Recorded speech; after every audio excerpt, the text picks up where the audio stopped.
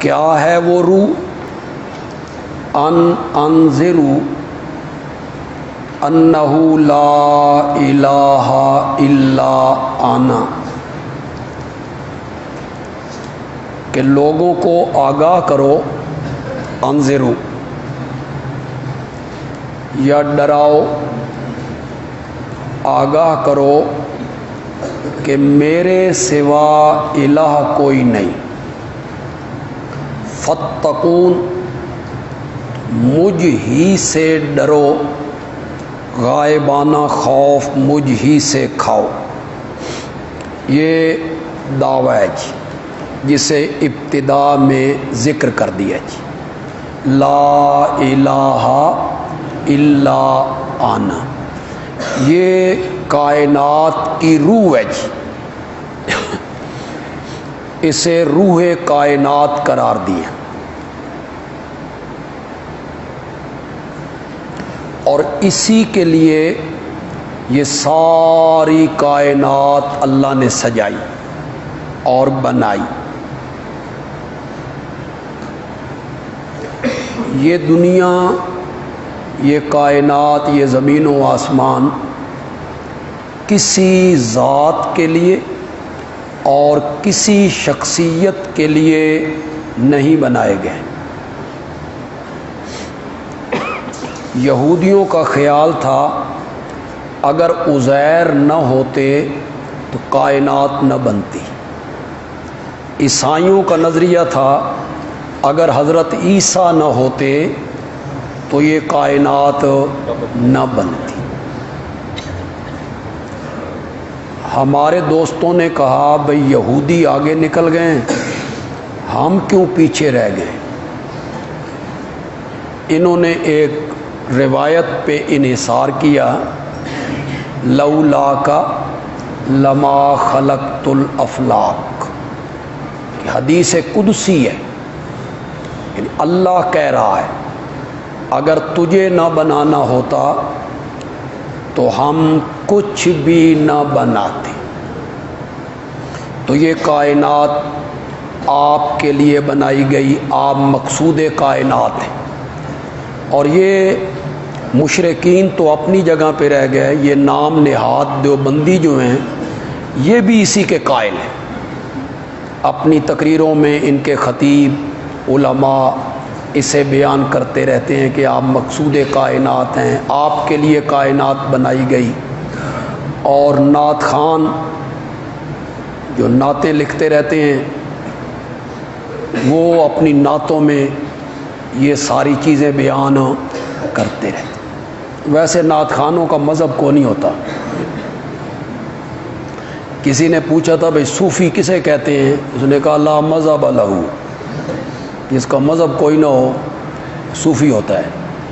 نعت خوانوں کا بھی کوئی مذہب نہیں ہوتا، یہ ہر سٹیج پہ ناچتے پھرتے ہیں اور کچی پکی گیلی سوکھی ساری باتیں یہ کرتے رہتے ہیں۔ یہ موضوع روایت ہے جی، لولاک لما خلقت الافلاک موضوع ہے، یعنی وضع کی گئی ہے، گھڑی گئی ہے۔ تمام محدثین نے اس کو موضوع کہا ہے جی۔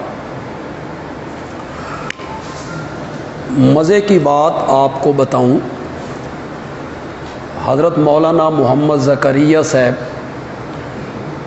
انہوں نے فضائل اعمال میں اس روایت کو نقل کی،